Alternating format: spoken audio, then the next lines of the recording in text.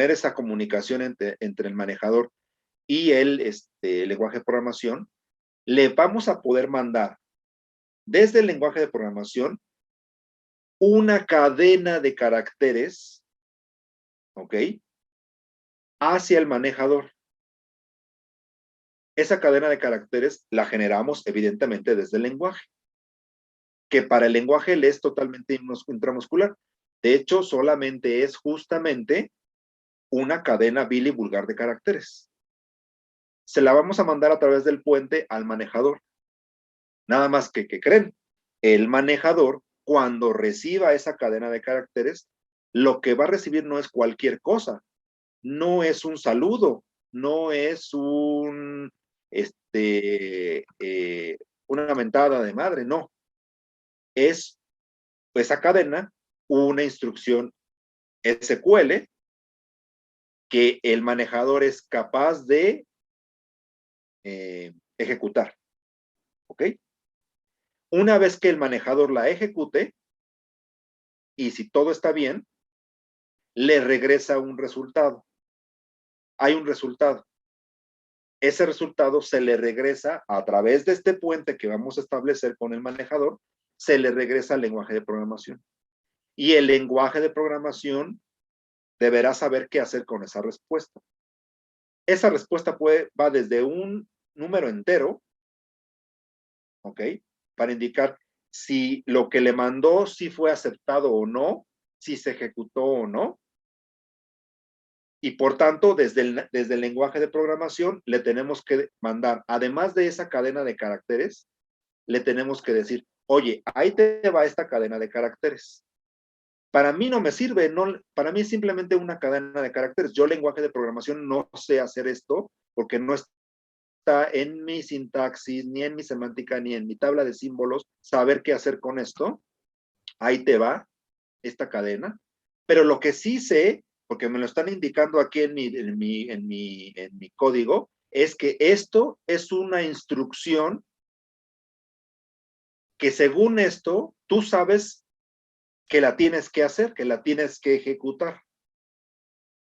Entonces, con esa premisa de que, oye, ahí te va esta cadena y según esto es una instrucción que tú tienes que hacer, el manejador la ejecuta y le dice al lenguaje, oye, sí, recibí tu cadena, que sí, sí es cierto, es una instrucción para mí, es una instrucción, ya la ejecuté, tengo esto como resultado. ¿Lo quieres? ¿Quieres el resultado? Ahí te va. ¿Ok? Oye, ¿qué crees? Que sí, en efecto, fue una instrucción lo que me mandaste. Para ti no, tú no lo entiendes, yo sí la entiendo. Tú nada más me mandaste una cadena de caracteres. Para mí sí es una instrucción. Y me decías, y me dijiste en tu envío, que esta era una instrucción que yo debía de ejecutar. Ya la ejecuté. Pero ¿qué crees? Que no resultó exitosa. Algo falta aquí, algo no está bien, que no resultó. Entonces te mando la respuesta de que no resultó. ¿Ok? Hasta aquí sí voy siendo claro en cómo trabajar con el lenguaje de programación y con el manejador. Sí, profesor. Sí, profe. Ok, bueno. Evidentemente, este envío y recepción de cosas que se van a estar enviando, tanto el lenguaje de programación como el manejador, pues entra dentro de un protocolo o dentro de una estructura bien establecida de qué cosas sí puedo mandar y qué cosas no. Porque aquí algo es cierto, yo no puedo mandar cualquier cosa al manejador ni viceversa. ¿Ok? Entonces, eso también es cierto, está acotado lo que sí puede recibir y lo que no, ¿no? Tanto a un lado como a otro, ¿vale? Ahora, por ejemplo, si yo hiciera una consulta al manejador a través de una query en SQL, ¿ok? Yo desde el lenguaje de programación le voy a mandar una cadena de caracteres que vuelvo a insistir, para el lenguaje de programación no le tiene ningún significado. Se va a construir esa cadena, se la va a enviar al manejador. Para Java es simple y sencillamente un grupo de caracteres que allá se va para allá, ¿ok? Con la idea de que allá sí sepan qué hacer con esa cadena. Le va a enviar una bandera que le diga, oye, me están diciendo que esto es una instrucción que vas a ejecutar ejecútala, el manejador la recibe, la ejecuta, hay una respuesta a esa consulta, o sea, un select asterisco, tiene como resultado, pues, el resultado de mostrar, ¿no? De seleccionar todos los registros de una relación, en este caso una tabla, en el manejador, ¿ok? Y entonces, pues ya está el resultado. Ese resultado se lo va a devolver al lenguaje de programación. Pero evidentemente ese resultado ya sería un arreglo, lo que comentábamos la vez pasada. No nada más es un número, no nada más es una palabra, es ya todo un arreglo. ¿Qué le va a devolver el manejador al lenguaje de programación? Pues le va a devolver un arreglo asociativo en donde le diga, ok, mira, yo ejecuté esta instrucción select en mi base de datos. Obtuve estos resultados. Entonces, le va a devolver un arreglo asociativo en donde le va a indicar el nombre del campo como identificador del arreglo asociativo y el valor que está dentro de ese campo. ¿Ok? Y eso se lo va a devolver como arreglo asociativo a el lenguaje de programación. Y entonces el lenguaje de programación va a agarrar ese arreglo, que además, dicho sea de paso, ese arreglo lo va a convertir en un objeto de una clase específica, y entonces ya puede hacer algo con ese objeto, ya sea mostrarlo a través de un while, mientras el objeto, o sea, el arreglo que le está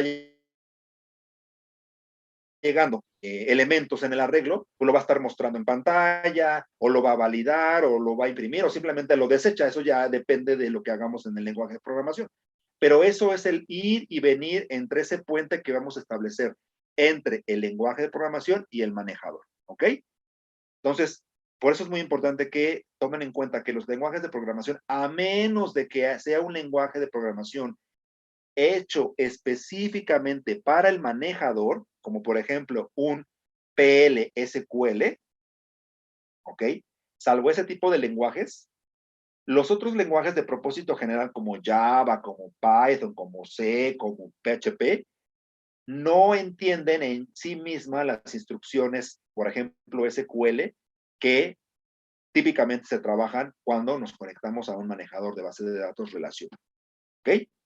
Entonces, sobre eso, entiéndase por favor que lo único que podemos hacer desde el lenguaje es mandarle como cadenas de caracteres las instrucciones al manejador que él sí va a entender y que él sí va a poder ejecutar.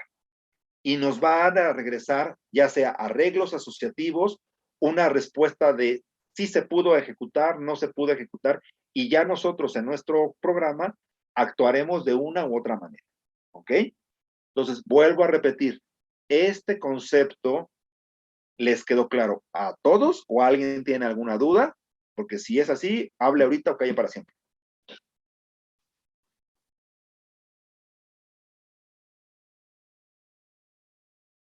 Díganme si sí o no, por favor. Jóvenes. Todo bien, profe. Sí quedó claro, profe. Sí, quedó claro. Excelente, muy bien. Ahora, ustedes dirán, ok, profe, todo muy bonito, ¿y para qué nos está mostrando su cuenta de Rigel? Ah, bueno, porque, y fíjese, ya no me dio tiempo de hacer esta imagen, pero la idea era, bueno, les voy a mostrar, o les voy a recordar más bien, que las aplicaciones, como el propio sistema operativo incluso, todo su funcionamiento, todo lo que hacen, no lo pueden tener en código. O por ejemplo, los valores con los cuales trabaja un sistema operativo, un comando, un programa, no todo lo pueden tener en código. ¿Por qué? Porque si todos esos valores con los cuales trabaja un programa o un sistema operativo a través de sus diferentes programas lo tuvieran en código, el problema es que si esos valores cambian, ¿ok? Porque se puede dar el hecho que pueden cambiar, entonces tengo que irme al código fuente de esa aplicación, de ese comando, cambiar ese valor con el cual trabaja y si fuera el caso, volverlo a compilar para poder tener el resultado con ese nuevo valor. Entonces, como es un trabajo bastante complicado estar cambiando valores en algo que tengo que volver a compilar, entonces lo que se estila es esos valores que pueden ser variables justamente, que pueden cambiar a través del tiempo, los voy a colocar por separado. ¿Ok? Los voy a colocar por separado y entonces voy a hacer que mi aplicación o mi programa lea esos valores que están por separado y ya con eso pueda trabajar. La ventaja es que al tenerlos por separado los puedo tener en archivos que puedo editar fácilmente y puedo cambiarle ese valor. ¿Ok? ¿A qué me estoy refiriendo? Pues me estoy refiriendo a los archivos de configuración. Toda aplicación, todo programa va a trabajar con valores. ¿Ok? Tenemos dos opciones. Esos valores los tenemos directamente en el código y si ese lenguaje se tiene que compilar, se compilaría con esos valores o los puedo tener por separado en un archivo de configuración. La mayoría de los lenguajes, de los programas, perdón, de las aplicaciones, tienen una carpeta especial llamada conf, en donde hace referencia, aquí, ahí está toda la configuración necesaria para que un programa trabaje. Y lo único que se hace es que el programa lea ese archivo. Esos archivos de configuración hay diferentes categorías. ¿Ok?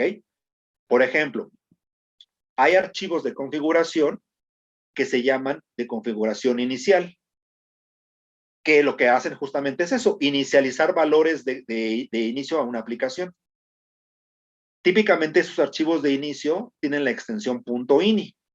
Por ejemplo, en Rigel, ustedes saben que tienen instalado el PHP. Si yo pongo aquí PHP, Enter, pues está listo para recibir una instrucción. Por ejemplo, aquí yo puedo, o un archivo que esté hecho en PHP. ¿Sí me explico? Entonces, ya con esto puedo yo tener la seguridad de que tengo el lenguaje instalado. ¿Ok? Entonces, el PHP está trabajando en mi computadora. Bueno, más bien en Rigel, ¿no? En nuestro servidor Rigel. Pero para que trabaje PHP, necesita ciertas configuraciones, ciertas banderas. ¿Ok? ¿En dónde está? Bueno, hay un archivo de inicio de configuración llamado php.ini. ¿Ok? Vamos a buscarlo, vamos a decirle, encuentra desde la raíz el nombre del archivo llamado php.ini. ¿Ok? Ay Dios, ¿dónde está el mayor que? Bueno, yo creo que no necesita mayor explicación esta línea, o alguien necesita que le explique esta línea. Sí, yo, profe, no lo entendí. Ok, con el comando find le estoy diciendo encuentra desde la raíz, o sea, desde la raíz del sistema de archivos, un archivo cuyo nombre es php.ini. ¿Ok?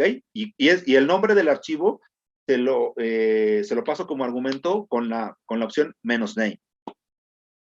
Y después estoy redireccionando los errores a la carpeta dev a un archivo null. ¿Por qué? Porque si yo no hago esto y le doy aquí enter, quiero que observen lo que va a suceder. Le voy a dar enter. Ya se está ejecutando la búsqueda, ¿no? ¿Qué es lo que está haciendo el find? Está entrando desde la raíz a cada una de las carpetas que hay desde el sistema de archivos. Incluso a las carpetas en donde yo como usuario no tengo permiso. Por eso, si te das cuenta, hay muchos resultados en donde dice, no tienes permiso de entrar, tienes un permiso negado. ¿Ok? Porque el find que yo como usuario estoy ejecutando, está intentando entrar a cada una de esas carpetas en donde yo no tengo permiso y por tanto hay un error. Entonces me dice, no, pues me pinta caracoles y me dice, no puedes entrar aquí. Acuérdense que en la ejecución de un programa, de un comando en este caso, tengo, como cualquier sistema de cómputo, tengo entradas, salidas y errores. ¿Ok? También a nivel del manejo de archivos tengo lo mismo, tengo una entrada del archivo, una salida del archivo y tengo error. Las entradas se identifican en el sistema operativo con el número 0. Se identifican con enteros y la entrada se identifica con el número 0. La salida se identifica con el número 1.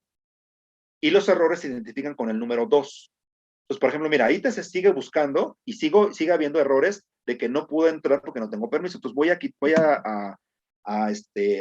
interrumpir la ejecución y entonces, cuando le digo, oye, encuentra desde la raíz, y eso implica que vas a entrar a todas las carpetas, porque no tengo ni la idea, ni la menor idea de dónde puede estar el archivo php.ini. Por eso necesito hacer una búsqueda desde raíz. Porque si no, en lugar de raíz aquí, pues pondría yo la carpeta o la ruta donde más o menos sé dónde puede estar. Entonces, como no tengo ni la menor idea de dónde puede estar, le digo desde raíz. Obviamente la búsqueda va a ser más tardada, pero pues necesito ya encontrar el archivo porque no tengo ni idea dónde está. Pero en lugar de que me estés mostrando donde no puedo entrar, que serían los errores, le voy a decir los errores, o sea, el número 2, lo voy a direccionar. Lo puedo direccionar a un archivo, le puedo decir, pues ponle a un archivo que se llame bórrame.txt. Pero si eso yo lo hago, el archivo se va a crear y lo voy a tener en mi cuenta, ¿no? Hasta que yo diga, ya sé que todos los archivos que se llaman bórrame los tengo que borrar, ahí pues lo borro. Pero si no lo hago, ahí va a quedar y me va a estar ocupando espacio. Entonces, como no quiero eso y como no me interesa guardar los casos no exitosos de la búsqueda, ¿no? Entonces le digo, vete a la carpeta dev de devices, esa es la carpeta que corresponde a todos los dispositivos del sistema operativo, y lo mando a un null, que significa que es un archivo que a mí no me interesa conservar. Todos los null, lo que hace el sistema operativo es borrarlos. En el momento que se crean, los borra automáticamente. Entonces, lo que estoy haciendo es crear este archivo, una especie de bórrame en null, pero yo ya no tengo que preocupar en que, después lo tengo que borrar. El mismo sistema operativo lo borra de manera automática. ¿Okay? Entonces, en el momento que le pongo eso, si te das cuenta, ya no me está apareciendo los permisos negados. Simplemente me dice donde sí pudo entrar y donde sí encontró el archivo. Las rutas en donde sí está el archivo. Para eso sirve esta línea. ¿Sí quedó claro para todos? Sí, profe. Entonces, ahí ya encontró dos archivos php.ini en dos lugares diferentes. De hecho, el segundo es el que me interesa, entonces sigue buscando, pero como ya encontré lo que yo estaba buscando, simplemente le voy a decir, sabes que ya hasta aquí, ya encontré lo que quería. Entonces, voy a mostrar este archivo, el php.ini, perdón, pim, y le voy a dar toda la ruta, diagonal etc, diagonal php5, ahí es en donde se instaló el PHP, Apache 2, y el archivo que quiero editar es php.ini, ¿ok? Y vemos el archivo, ya lo estoy editando, es un archivo de configuración, ¿ok? Quiero que observen que aquí todo lo que empieza, todas las líneas que empiezan con punto y coma al principio, son comentarios. Este sería el equivalente a la doble diagonal que podemos tener en C, por ejemplo. Si se dan cuenta, lo que no está comentado ya está en verde. Por ejemplo, una primer variable, una primer bandera que tenemos en este archivo es esta variable engine, que está prendida, y así podemos ver varias, ¿no? Hay algunas que están comentadas, ¿no? En fin, el PHP cuando se inicia, inicializa valores que están definidos aquí a través de estas parecen variables que sí lo son, pero en términos de la configuración se le conoce como banderas, en donde véanlo como una variable que tiene un valor de inicio, ¿no? Entonces aquí, este es un tipo de archivos típico de Windows. Windows tenía muchos archivos .ini, ¿ok? Para inicializar todas las aplicaciones. ¿Por qué se empezó a ya no utilizar en Windows? Porque este archivo, si ustedes ven, pues lo puedo editar. Y si en algún momento yo lo borro, ¿qué sucedía con las aplicaciones? No podían correr porque no tenían los valores de inicio. Entonces, en lugar de esto, ¿quién me quiere decir? Porque yo sé que lo saben, porque además yo se los dije en algún momento de la carrera que tomaban conmigo, yo les dije, ¿por qué se sustituyeron estos archivos .ini en Windows? ¿Por qué los quitaron? Porque los usuarios son tan curiosos que se metían a la carpeta de Windows y veían, estos archivitos .ini, qué chistosos están, pues, pero no los utilizo, y los borraba.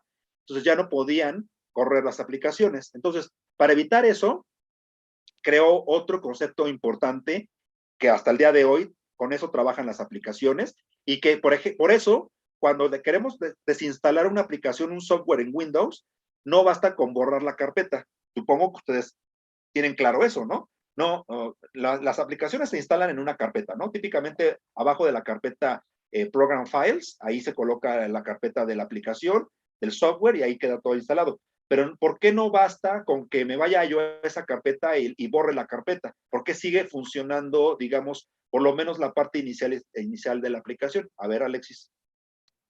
Bueno, yo he descubierto hace tiempo que aparte de que ahí estén algunas cosas principales del programa, también, por ejemplo, en app data hay otros tipos de archivos de configuración inicial y de configuración de otras cosas de esos programas, pero sí, de repente, aunque parezca que están instaladas ahí, generan archivos también en otros sitios. Exacto. Ahora, esos archivos que se generan es gracias al concepto de registros. Acuérdense que hay una parte que se llama registros, ¿ok? En donde ahí se guardan estos valores de inicio.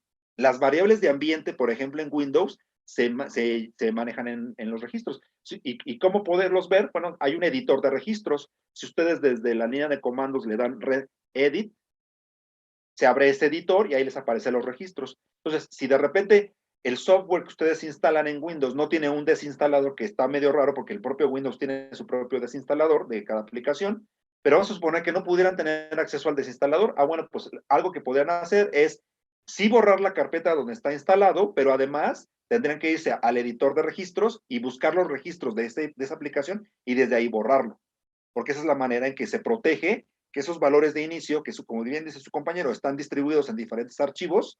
La manera de administrarlo de administrar esos archivos a través de registros, y hay que borrar los registros.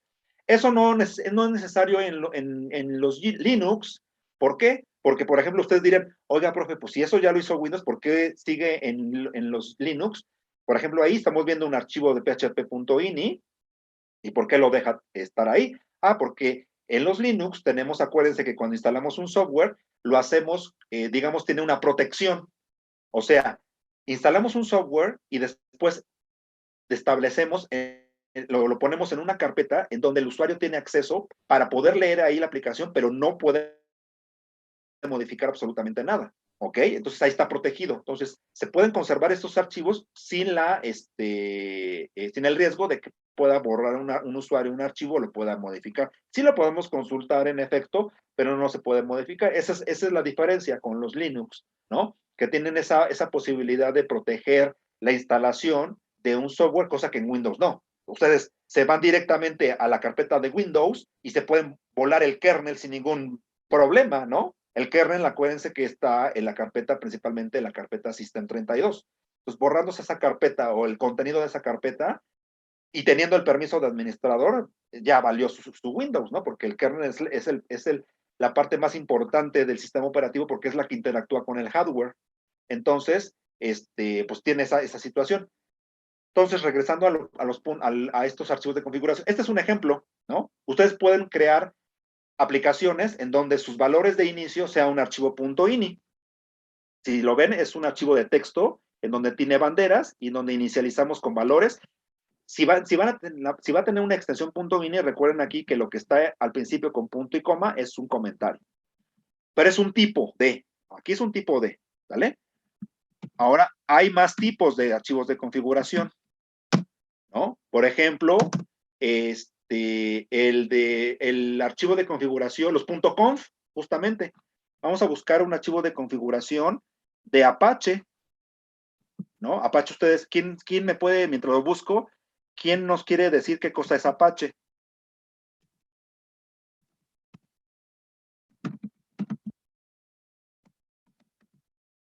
¿Nadie sabe qué cosa es? Servidor web. Es un servidor.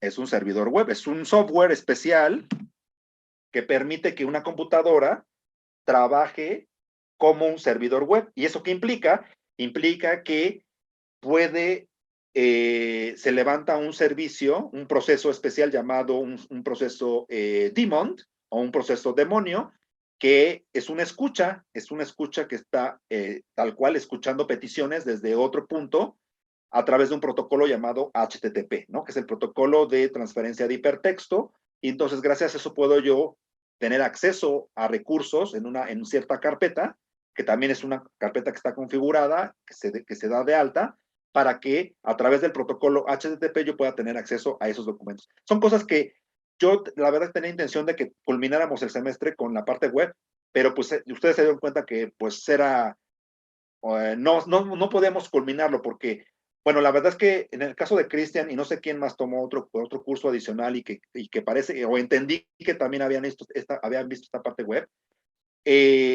la verdad es que puedo yo aventurarme a decir que lo que pudiste haber visto, lo que pudieron haber visto era muy, muy superficial, porque en realidad para entender toda la arquitectura web, pues necesitamos llevarnos todo un semestre, o sea, hablar de servidores, hablar de los puertos, hablar de las configuraciones, cómo se envían las peticiones, los requests, los response, los headers, o sea, una serie de cosas que hay que entender para poder desarrollar en web, ¿no?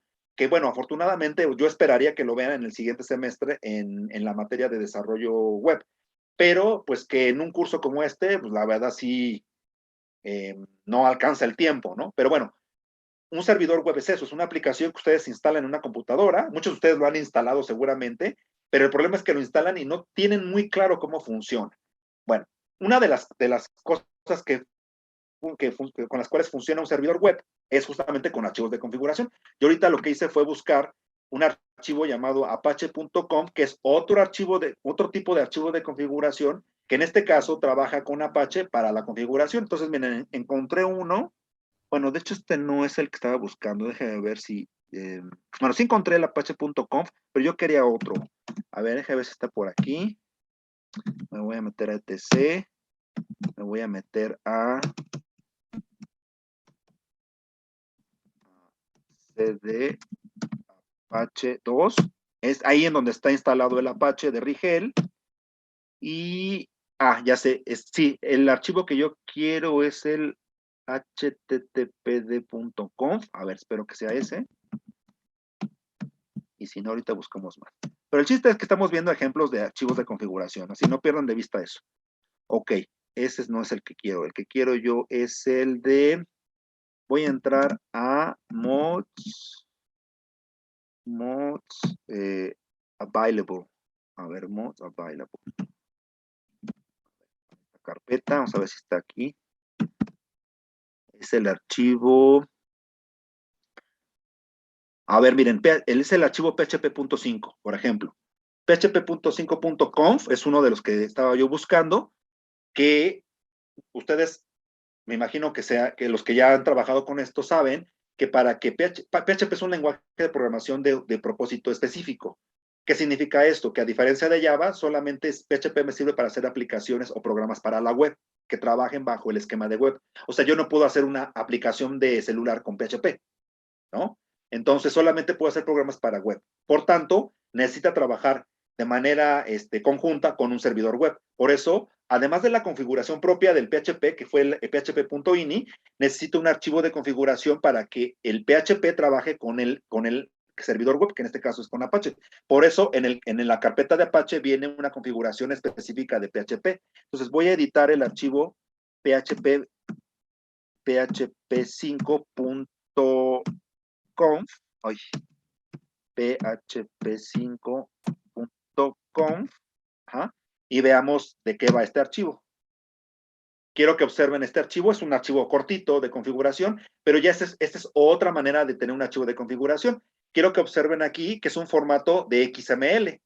En lugar de que sean directivas como el php.ini, es un archivo XML porque tengo una etiqueta, if module, que tengo aquí, es la única etiqueta que tengo de XML y tengo valores adentro. Quiero que observen aquí que, por ejemplo, yo me acuerdo que en su momento le pedí yo a Germán que le agregara a este archivo que todos los archivos que tuvieran la extensión patito, ya ven que me encanta el patito de hule, entonces le dije, oye, para ejemplos de mi clase de desarrollo web, no seas malo, le puedes agregar que todos los archivos que tengan la extensión .patito también sean tratados como archivos .php, y ya fue cuando lo agrego. Gracias a esto lo pueden hacer, ¿no? ¿Qué pasó, Alexis? Me surgió la duda de que entonces esto es muy similar al controlador que tenemos con Java y una base de datos. ¿Sería esto entre el servidor y el lenguaje de programación PHP? Sí y no, porque estos son más bien, es que un controlador, un driver, ya son programas que se agrupan ya sea en una o varias bibliotecas, pero ya son programas que ya tienen la finalidad de establecer este puente y poderse entender con la otra aplicación.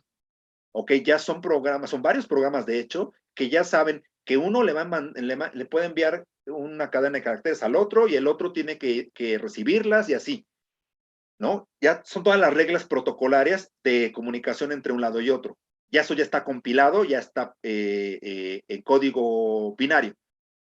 En este caso, también sí es una manera de interactuar entre el lenguaje, pero en este caso no es con el manejador, sino es con el servidor web, o sea, con una aplicación. Nada más que aquí la diferencia es que no son valores fijos, sino son valores que pueden cambiar. Por ejemplo, si le digo yo a Germán, oye, también ahora agrégale que también los que tengan la extensión .alexis sean tratados como archivos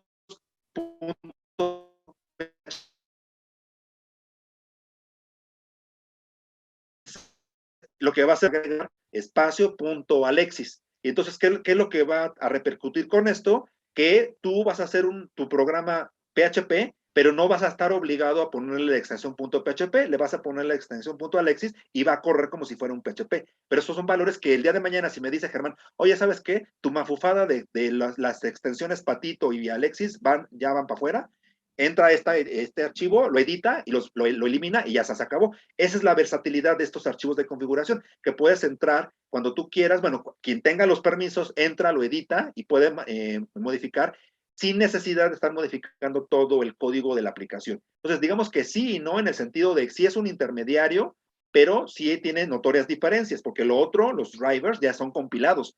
Ya no puedes tú personalizarlos. Aquí sí puedes personalizar la configuración de las aplicaciones, ¿ok? Este es otro formato, es un formato XML.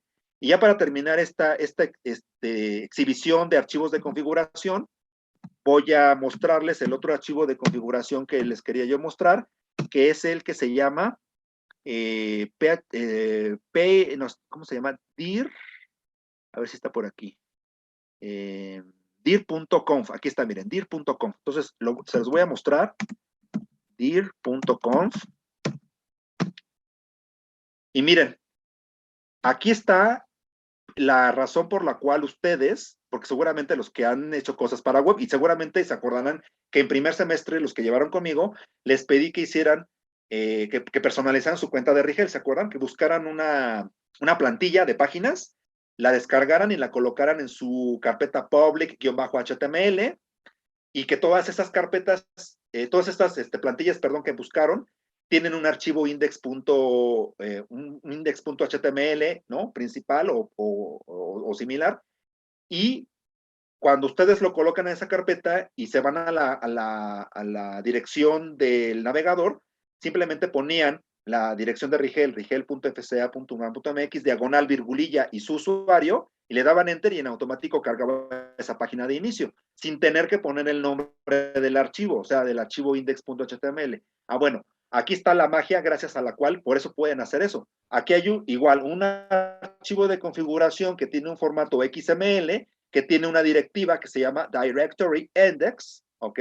Y que si se dan cuenta, los valores que vienen a continuación son los nombres válidos de archivos que son archivos de inicio, que gracias a esto no es necesario colocarlos en la dirección de la web. ¿Cuáles son esos archivos? Bueno, de entrada, todos los que se llaman index.html en automático se cargan sin necesidad de ponerles el nombre en la dirección. De ahí siguen los index.cgi, index.pl, index.php, index.xhtml, index.htm, sin la L, e index.xml. Va en ese orden. O sea, por ejemplo, si en su carpeta public tuvieran todos esos archivos así con esas extensiones, ¿cuál es el el que se va a cargar primero, pues es el HTML. Si en ausencia de un HTML tiene un punto PHP, pues sería el punto PHP que se va a cargar.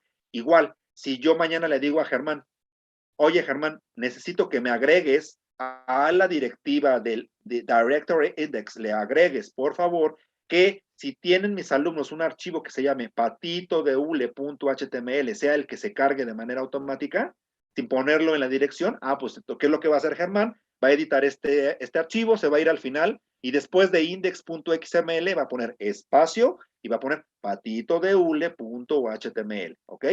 Este es un archivo de configuración muy importante porque aquí es en donde se decide qué nombre de archivo es el que se inicia en cada una de las carpetas que puede leer el servidor web, ¿no? Y es fácil porque el día de mañana simplemente se agrega el nombre del archivo o se quita según sea el caso. ¿Sí vamos bien hasta aquí? Sí, profe. Entonces, es otro archivo de configuración. Esa es la versatilidad de los archivos de configuración en donde como texto, siempre y cuando tenga yo los permisos, pueda yo modificarlos y ponerle mis directivas y mis valores de inicio. Y finalmente, vamos a ver el típico archivo de configuración de nuestras cuentas, ¿no? Por ejemplo, para los shells de los sistemas operativos, tenemos, por ejemplo, les voy a mostrar el punto profile, ¿no?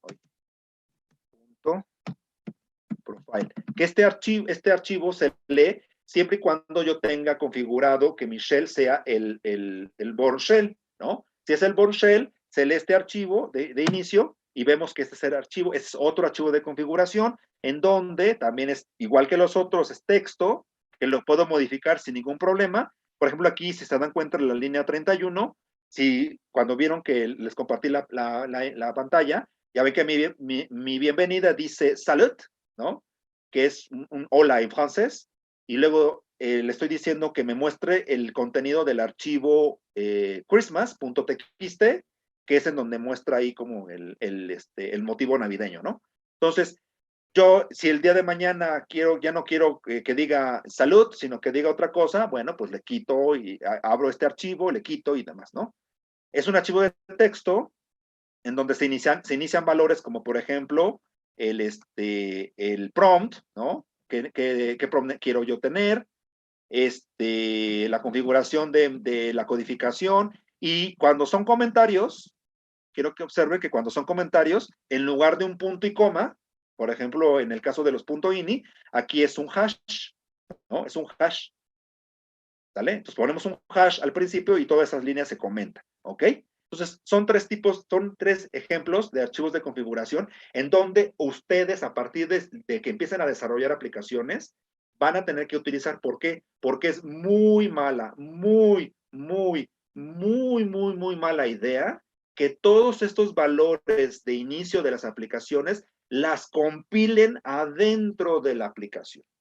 Porque cualquier cambio que necesiten hacer ustedes de configuración de la aplicación, como rutas de carpetas, como nombres de las variables, como ubicación de determinados archivos, etcétera, etcétera, etcétera, todos son dinámicos, se tienen que estar cambiando constantemente. Entonces, imagínense ustedes que tienen todo eso compilado, pues tienen que irse al archivo de código fuente, tienen que cambiarle ahí y entonces volver a compilar y volver a cargar, y entonces se vuelve un verdadero relajo. Por eso, si se dan cuenta, desde el sistema operativo hasta las diferentes aplicaciones, se dieron cuenta de eso y dijeron, no, vamos a poner por separado todos esos valores de inicio, de configuración por separado, y simplemente si hay que modificarlos, lo hago ahí. ¿Por qué les estoy hablando de todo esto? Por lo siguiente, porque seguramente el ejemplo que hicieron con Armando en su momento o con quien lo hayan hecho, implicaba que ciertos valores que necesitamos para la conexión al manejador las pusieron directamente en código. ¿Cuáles son estos valores? Bueno, de entrada, para poder yo conectarme a un manejador y establecer el puente, pues necesito yo toda la ruta, para llegar a donde yo quiero llegar con el manejador. Entonces, necesito primero establecer qué tipo de puente voy a utilizar desde Java hasta el manejador.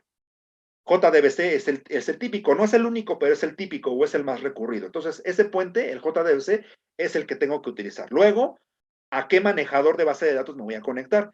MySQL, Postgres, MariaDB, etcétera, etcétera. Necesito yo especificar qué manejador. Luego, una vez que ya especifiqué el puente y el manejador, necesito decirle a dónde está, ¿no? Este manejador, en dónde está instalado. Entonces le voy a poner justamente la dirección. Obviamente hay de dos sopas. Es una dirección remota, o sea, está en otra computadora del otro lado de la red, o está localmente. Si está localmente, simplemente le digo localhost, como ya en su momento lo dijimos, porque hacemos, cada computador tiene un loopback, ¿ok? Entonces le decimos localhost o 127.0.0.1. O si está remoto, como en el caso que les pedí que hiciéramos en Rigel, pues tengo que ponerle rigel.fca.unam.mx o su equivalente en la IP, 132. 248, 1850. ¿Qué otro valor necesito? Necesito yo, por ejemplo, el puerto. ¿Por qué? Porque MySQL está ocupando un puerto diferente al puerto de Postgres y diferente al puerto de MariaDB y diferente al puerto de Elite y así sucesivamente. Necesito yo también es un valor que necesito darle a esa conexión. Me pide también el nombre de la base de datos. Entonces, las bases de datos tienen nombre, ustedes vieron en este semestre que cuando entran a un manejador de base de datos, necesitan darle nombre a una base de datos. Crean ustedes bases de datos con un nombre, ¿no? Y más si también es un caso como, por ejemplo, Postgres, que maneja esquemas, pues lo mismo, ¿no? Los esquemas tienen nombre y de ahí la base de datos, bueno, la base de datos, los esquemas, perdón, lo estoy diciendo al revés, y después en los esquemas puedo yo crear tablas. Entonces, tengo que establecer mi usuario, es otro dato también importante, el usuario que tiene permisos para acceder a ese recurso en particular del manejador, ¿no? Y evidentemente la manera de controlar al usuario para conectarse al manejador es a través de una contraseña, entonces también tengo que manejar una contraseña. Y además de ahí se pueden extender otros valores importantes, pero todos estos valores, una de dos, los coloco directamente en código. Pero ¿qué pasa? Si el día de mañana se me cambia el puerto, se me cambia incluso el manejador, resulta ser que ya no es Postgres, sino es MySQL, o que la dirección del servidor cambió. Pues si lo pongo yo en código directamente, me obliga a irme al código, donde tengo la clase, donde hago la conexión. Tengo que modificar al nuevo valor, aunque sea un solo número. Aunque el puerto nada más haya cambiado de una sola cifra, tengo que irme a cambiarlo, volverlo a compilar y volverlo a cargar para que ahora sí ya se conecten de manera correcta. Entonces, en lugar de eso, mejor creamos un archivo de configuración, ¿ok? Y ahí vamos a meter todos esos valores. Y cualquier momento que cambien esos valores, simplemente en lugar de volver a compilar mi programa, me voy a ese archivo de configuración, que es un archivo de texto, y lo cambio. De una vez aclaro, es obvio que ese archivo de configuración debe estar envuelto en un esquema de seguridad, principalmente que quien pueda editar ese archivo tenga los permisos para hacerlo. O sea, si nosotros vamos a una aplicación de escritorio con un archivo de configuración, pues es obvio que no vamos a dejar que cualquier usuario le meta mano a esos archivos de configuración, salvo que sean valores que sepamos que sí pueden cambiar. Por ejemplo, aquí miren, en mi archivo .profile, pues es obvio que el sistema operativo Linux dice, bueno, el usuario sí puede meter lo que él quiera en este archivo, pues es su cuenta, ¿no? Es su cuenta, es su sesión, que le meta lo que quiera. Obviamente no voy a poner aquí, y seguramente es lo que hace el sistema operativo, en otro archivo de configuración, pero en el cual yo no tengo permisos, ahí tiene otras directivas que solamente es para el sistema operativo, para el administrador, y ahí sí yo no le puedo meter mano. Pero esta copia del .profile que yo tengo, y que cada uno de ustedes tiene, pues le podemos meter lo que se nos pegue la regalada gana, porque es una manera de personalizar nuestra sesión, ¿ok? Entonces, a un usuario, cuando ustedes hagan una aplicación y le instalen la aplicación, pueden hacer dos tipos de archivos de configuración. Uno, en donde van a meter, por ejemplo, todos los datos de conexión al manejador, por ejemplo, y ese archivo sí no puede dejarse editar por el usuario, y dejar otro archivo de configuración en donde sí le pongan banderas, como por ejemplo, de qué color quieres que se vea tu pantalla, qué look and feel quieres, que si quieres que se vea como tipo Windows, que se vea como tipo Mac, que se vea como tipo Ubuntu, ¿no? ¿Cómo quieres quieres que personalizar tu aplicación? Que diga siempre tu nombre al principio. Bueno, pues todo ese tipo de jaladas, perdón que lo diga así. Bueno, todo este tipo de cosas lo pones en un archivo de propiedades de configuración que el usuario sí pueda configurar, ¿sale? Entonces, lo que vamos a hacer es conectarnos al manejador, pero en lugar de que los datos los tengamos directamente en código, los vamos a manejar en un archivo de configuración.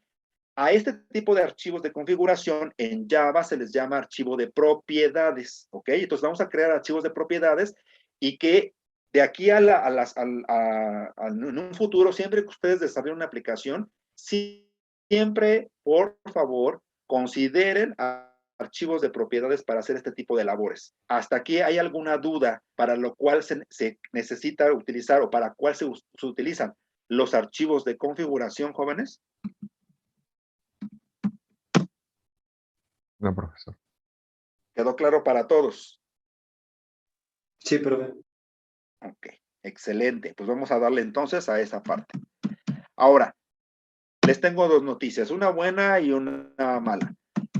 Ayer estuve yo haciendo pruebas y resulta ser que, acuérdense que en Rigel tienen, según no mal recuerdo, tienen 3 manejadores de base de datos. Tienen Postgres, tienen MySQL y tienen otro. No sé, no me acuerdo cuál es el otro, pero tienen 3. ¿Ok? Yo esperaría que sus profesores de bases de datos que les dieron manejadores de bases de datos, o sea, entiéndase, Armando, Loreli y ¿quién más les da? ¿Cuál es el otro profesor? Quintero, ¿no? Creo que es. Son los 3 profesores, ¿no? Que les dieron este semestre. ¿Me confirman si sí o estoy hablando a lo tonto? Pues sí, nomás los primeros 2 los conozco, pero sí. Ok, bueno. Yo supondría que los profesores que les dieron manejadores de base de datos este semestre también les explicaron, no nada más cómo entrar y no nada más cómo ejecutar queries, no nada más cómo ejecutar cualquier instrucción SQL y hacer joins y cosas así. Les tuvieron que haber explicado cómo es el esquema de trabajo de un manejador cuando se trabaja de manera remota. Es más, el esquema de los usuarios. ¿Alguien de ustedes nos puede explicar cómo es ese proceso? O sea, cuando ustedes se loguean, híjole, ahorita ya me salí, pero bueno, cuando ustedes entran desde línea de comandos a Postgres, por ejemplo, o a MySQL o a SQL Server, el que les hayan enseñado, cuando ustedes entran, mientras no sea ambiente gráfico, sino es ambiente de línea de comandos, obviamente ustedes tienen que mostrar sus credenciales, o sea, están dados de alta un usuario y una contraseña. A ese usuario se le otorga, ¿no?, permisos de lo que puede hacer dentro del manejador, ¿no? A través de la instrucción grant, o se le puede revocar, ¿no? Revoke, se le puede revocar ciertos privilegios, ciertos permisos, pero ese usuario debe de existir con una contraseña. ¿Quién me quiere decir, quién nos quiere recordar cómo se lleva a cabo el control de esos usuarios en un manejador? O sea, a pronto, ¿en dónde están esos usuarios? En el manejador.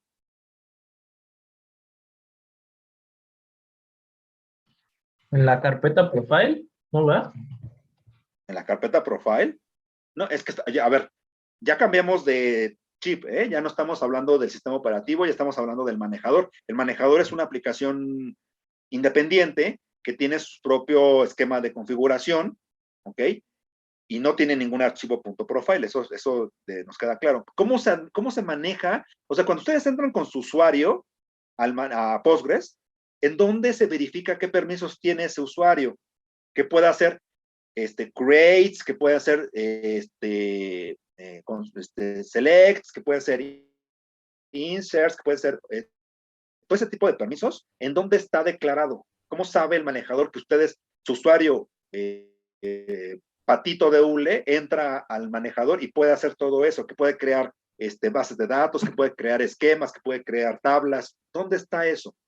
No es un archivo .profile, no es un archivo, de una vez les adelanto, a pesar de que empecé yo hablando de archivos de configuración, no está en archivos de configuración. Eso es justamente una parte que no puede estar en archivos de configuración, porque imagínense si un usuario no tuviera permisos de borrar registros de una tabla, pues encuentra la manera de entrar al archivo de configuración y revócalos y cambia los permisos. Eso no se puede hacer. Eso sí, no, hay que tener mucho cuidado con ese tipo de cosas.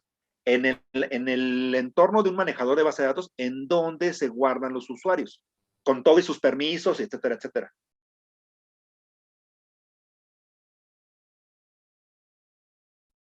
No me digan que eso no se los en otra explicaron, base de porque datos, ¿no? Ahí soy mismo.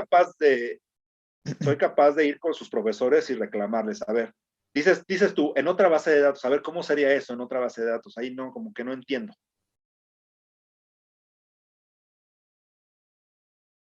A lo mejor tienes razón, pero nada más quiero que seas más contundente, porque pues eso es algo que deben de saber a estas alturas. Todo el semestre se la vivieron Sí, con según yo el sí, SQL. el profesor nos había comentado que estaba en otra base de datos que administraba pues el propio manejador, y ahí cuando nosotros hacemos acciones como de crear roles, pues los creaba y ya daba los permisos, y ahí estaba todo, o sea, todos los datos de los usuarios, los roles, de cómo hacían las cosas. Ok. ¿Alguien había levantado la mano o ya la bajó, creo? No sé si tenías algo, Jared. Era Bueno, yo, Alan. pero, Ah, o sea, Alan. solo recuerdo que con el comando create user creábamos los usuarios y ya le otorgábamos permisos ahí mismo, pero no recuerdo ver que nos hayan dicho dónde se guardaba eso. Ok, bueno, pero pues lo tienen que saber, ¿eh? O sea, si no se los dijeron o algo, tienen que empezar a entender cómo está ese asunto, el esquema del control de acceso a un manejador. En realidad, pues sí, es una base de datos específica de administración y hay tablas específicas, si estamos hablando evidentemente de manejadores de bases de datos relacionales, hay tablas específicas en donde se guarda. O sea, ustedes como usuarios, bueno, sus usuarios que utilizan para entrar al manejador, son registros tal cual, son registros en una o varias tablas. Típicamente la tabla se llama user, ¿no? Esa tabla user que está en una base de datos específica que administra el manejador, ahí se dan de alta. Y entonces, cada registro de esa tabla lo que hace es justamente dar los valores de ese registro son, pues, el username, el password, ¿no? Pero lo más importante que quiero yo hacer notar de esta tabla, donde se guardan los usuarios, es desde dónde se pueden conectar. Cuando ustedes instalan un manejador de bases de datos, una de las cosas que hay que tener cuidado, porque sabemos que lo que vas a guardar ahí, pues es susceptible de que son datos valiosos, ¿no? En algún sentido, es susceptible de que alguien, pues, esté buscando entrar a esos datos que están guardados en ese manejador. Una cosa que tiene que garantizar un manejador de bases de datos es la seguridad. Si no, entonces, porque además de eso, una regla de code menciona, ¿no? Acuérdense que las reglas de code son los requisitos, digamos, ¿no? Es un checklist de lo que si alguien pretende ser un manejador de base de datos debe de cumplir. Si ustedes hacen ese checklist de todas las reglas de code, si una aplicación manejadora de base de datos no cumple, entonces no se puede llamar manejador de base de datos. Entonces, todas las debe de cumplir. Todas esas reglas son para los manejadores, que las debe de cumplir. Entre unas es la parte de la seguridad, el control de los usuarios, el otorgamiento de los permisos, etcétera, etcétera. Bueno, en un manejador, cuando ustedes lo instalan, necesitan indicar, ok, voy a dar de alta al usuario fulanito de tal, ok, con una contraseña, le voy a otorgar estos permisos, pero sobre todo, jóvenes, se le dice en esa tabla desde dónde se puede conectar este usuario, desde dónde es válido que se conecte. Por default, solamente se crean los usuarios para conectarse de manera local a ese manejador. Hay un campo en donde se especifica el nombre incluso del servidor o del punto de conexión, y entonces por default se nos coloca a los usuarios que nos dan de alta en el manejador de base de datos como local host. Eso hace que para poder entrar tenemos que estar en la misma computadora donde está instalado el manejador, porque solamente en ese sentido podemos conectarnos. Si nosotros quisiéramos conectarnos a un manejador remoto, que en este caso es Rigel, en donde nuestra conexión va a ser desde una computadora remota hacia ese servidor. Lo que hay que hacer es decirle al DBA o al administrador de base de ese manejador, decirle, oye, este grupo de usuarios o todos los usuarios, pues según sea el caso, necesito que además de que se puedan conectar desde localhost, se puedan conectar de manera remota. Si el DBA no nos agrega en esa tabla de user un registro con nuestro mismo username, o sea, nuestro usuario, pero que nos agregue diciendo que me puedo conectar desde manera remota, va a ser imposible hacerlo desde manera remota. Ahora, este mecanismo de manera remota también tiene sus derivaciones. Esto es, yo puedo decir específicamente hablando desde dónde se puede conectar nada más una computadora en particular o un dominio en particular o desde cualquiera. O sea, desde cualquiera es un asterisco. O sea, no me importa desde el punto de la Tierra que te quieras conectar, te puedes conectar. O puedo ser muy específico. Solamente si te conectas desde una computadora que está dentro de la red de la UNAM, te puedes conectar. O que está en la red de la facultad, te puedes conectar. De ahí en fuera, desde tu casa, no te puedes conectar. Eso también se puede dar. O sea, hay un matiz de otorgamiento de permiso de conexión de manera remota. Hasta aquí he sido claro en esta situación de la conexión. Okay. A partir de eso, yo le pedí a Germán que por favor, porque evidentemente cuando a ustedes les crean las cuentas de usuario para sus manejadores, entiéndase Postgres, MySQL, etcétera, etcétera, cierra totalmente Germán, o bueno, crea los usuarios de una manera muy básica. Esto es, que solamente se puedan conectar localmente. Por eso, sí podemos entrar desde el propio Rigel a nuestro manejador y sin ningún problema. Pero no dio los permisos de manera remota. Cuando yo me di cuenta de eso, porque evidentemente en todas mis clases, tanto de programación orientada a objetos, como de desarrollo web, como todo lo que tiene que involucrar conexión remota, pues yo sí quiero que tengan, como les dije la vez pasada, la experiencia de que se conecten de manera remota, porque si lo hacen localmente, pues todo está padre, qué padre y todo, pero es un ambiente controlado y no se enfrentan a situaciones como justamente esta de los permisos de manera local, de manera remota, perdón. Entonces, yo siempre he sido partidario de que los ejercicios que hagan ustedes, siempre los hagan también utilizando recursos remotos. Entonces, a partir de eso, yo le he pedido a Germán que por favor agregue a la tabla de usuarios que también ustedes tengan chance de conectarse de manera remota. El año pasado, yo, así como con ustedes, les pregunté a sus compañeros que llevaron conmigo en su momento cuál manejador de base de datos querían trabajar en Rigel para hacer el ejercicio de conexión remota segura. La mayoría optó por MySQL.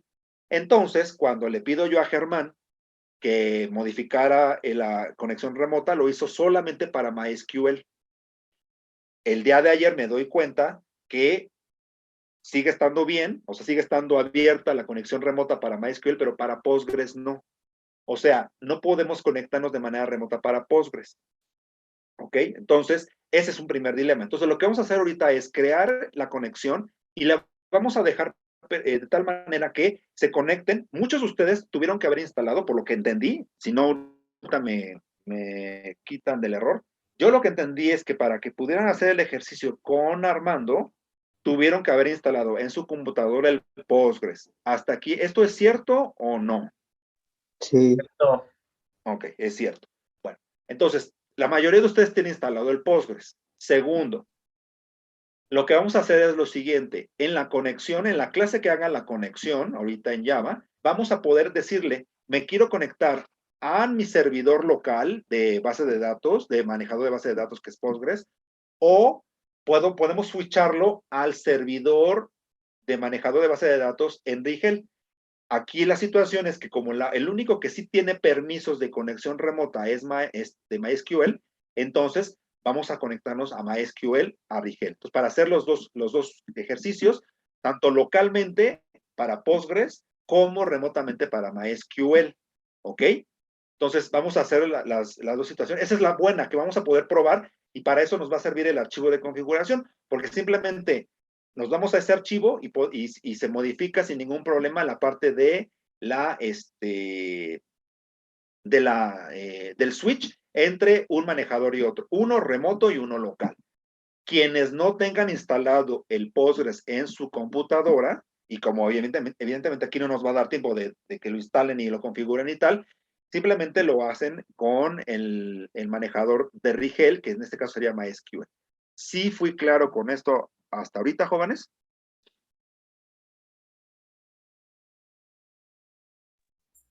Sí, profe. Ok, excelente. Entonces vamos a empezar primero con trabajar con el archivo de propiedades. Entonces, ¿quién comparte su pantalla para que vayamos haciendo ese trabajo? Pero dijo que el que tenga instalado Postgres o el que no. No, aquí no importa quién no lo tenga. El chiste es, primero vamos a hacer la parte del archivo de propiedades y luego ya vemos cuál aplicaría, si el remoto o el local, ¿no? Pero ahorita primero hay que preparar la parte de la conexión. Entonces, Ah, ok. Entonces me gustaría compartir pantalla, profe. Es que sí me siento un poquito perdido aquí. ok, entonces vamos a hacerlo. Pongan mucha atención todos, por favor.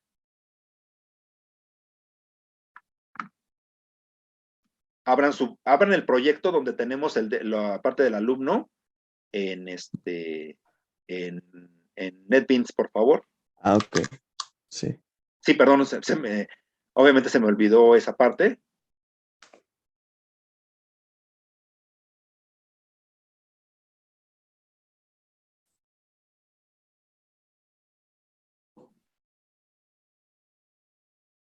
Ok.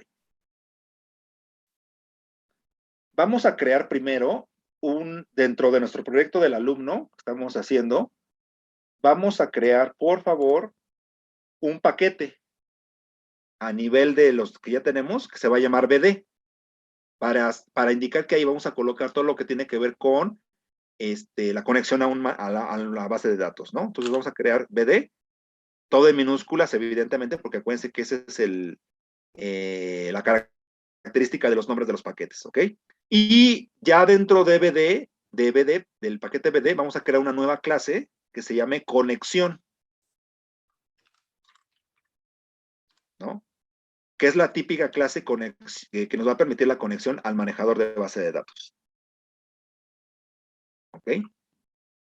Ahora, como ustedes saben, para establecer la conexión, necesitamos el lenguaje de programación, necesita controladores o drivers que hagan esa conexión, ¿no? Por todo lo que ya explicamos. Entonces vamos a agregar a nuestro proyecto justamente en los drivers.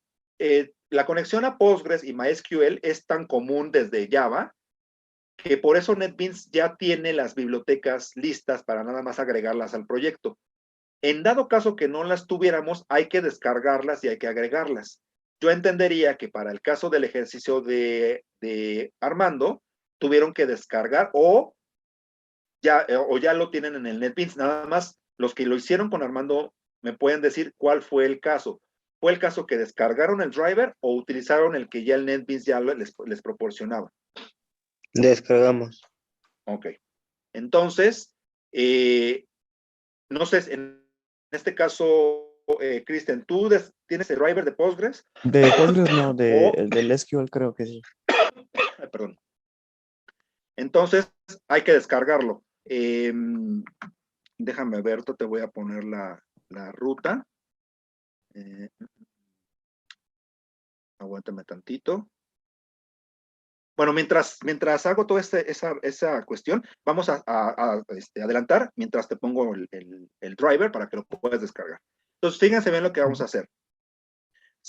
Ustedes recordarán que aquí en NetBeans, del lado derecho, perdón, del lado izquierdo, tenemos el navegador del proyecto, ¿no? Y ese navegador del proyecto tiene tres vistas. Tiene la vista de archivos, ¿no? Tiene bueno, tanto proyectos, servicios y archivos, ¿ok? ¿Sí vamos bien hasta aquí? Del lado izquierdo, en la parte de la navegación del proyecto, nos vamos a ir a la vista de archivos, por favor. ¿Ok? Donde tenemos, acuérdense que todos los paquetes en realidad se convierten en carpetas y así sucesivamente.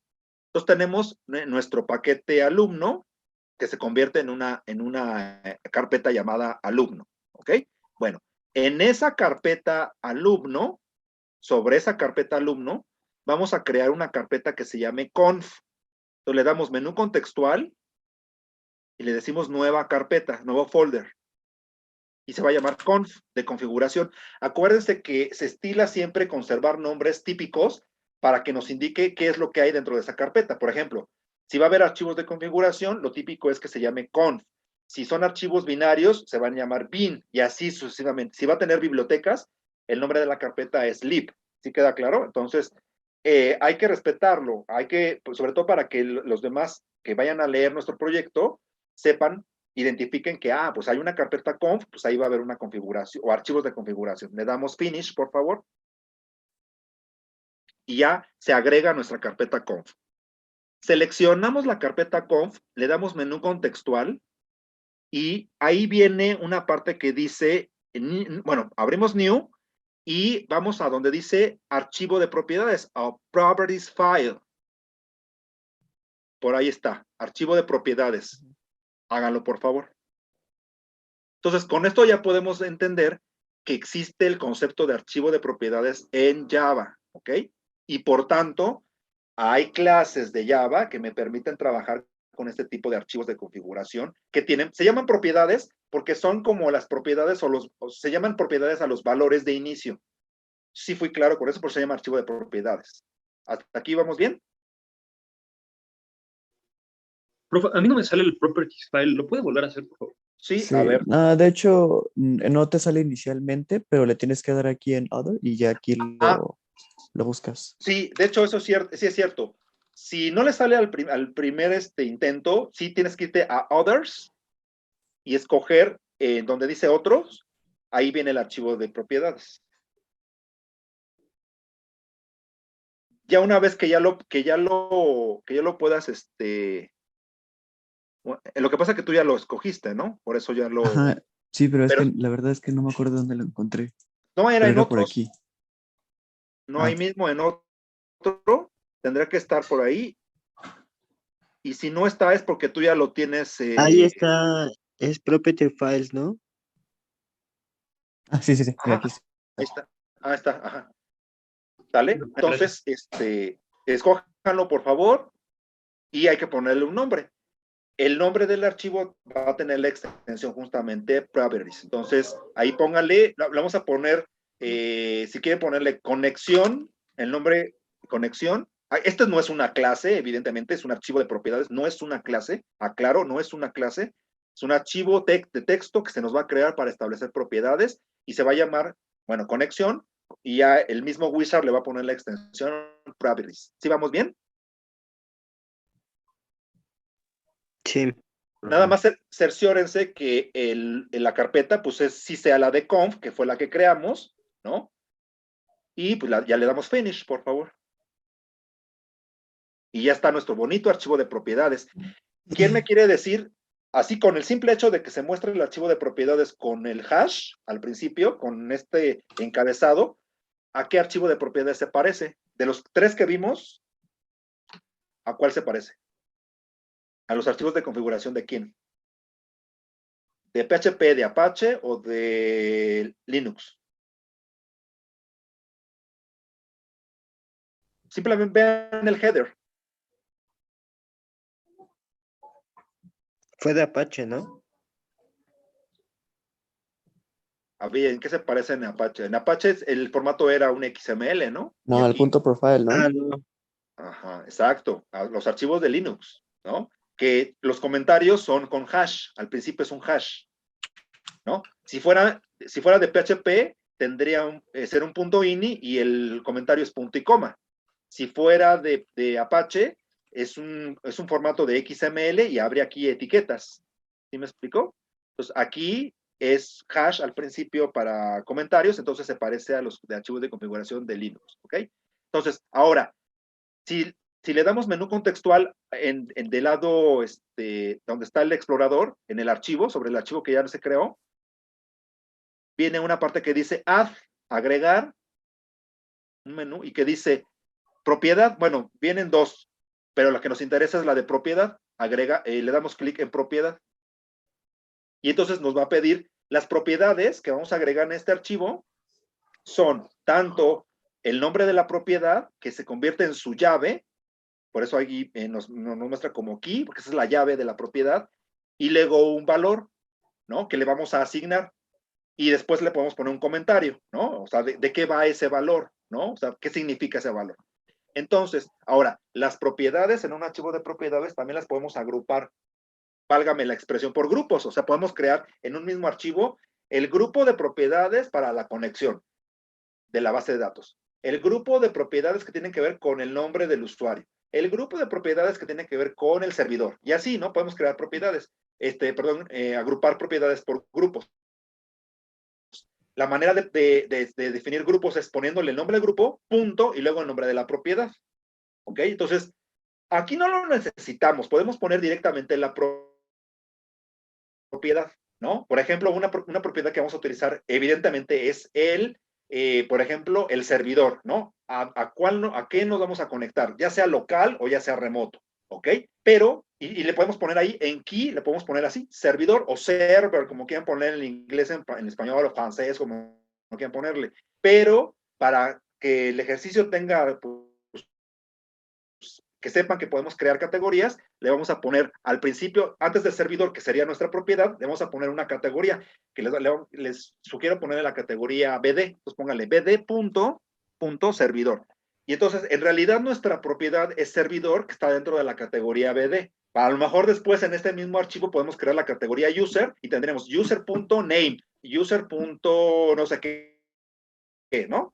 Aunque, bueno, aquí nada más todos van a estar en la misma categoría, pero quiero que vean que se pueden crear categorías de propiedades. ¿Sí vamos bien? Sí, profe. Ok. Ahora, en el valor, en value, ¿qué es lo que vamos a colocar? Bueno, pues muy sencillo, vamos a colocar la dirección, en este caso, de nuestro servidor, ya sea local o ya sea remoto, ¿ok? Entonces, en este sentido, vamos a tratar de sacar el ejercicio ahorita, conectarnos de manera remota y después lo podemos pasar a formato, a conexión local. Entonces, vamos a poner servidor, ¿ok? Algunos casos, en unos casos puede ser server o puede ser host, incluso se puede, sobre todo en la documentación de los drivers, en lugar de servidor le dicen host, ¿no? Entonces eso también es importante que lo conozcan, que aquí estaríamos hablando de del host donde nos vamos a conectar. Entonces ahí ponle rigel.fca.unam.mx. En su defecto, ahí podrán poner la IP, ¿no? Y le damos OK. Bueno, si quieres ponerla ahí en comentarios, ponle servidor donde está el manejador de base de datos, ¿no? O incluso ahí podrías haber puesto la IP del servidor también, para que esté ahí como también puesto, ¿no?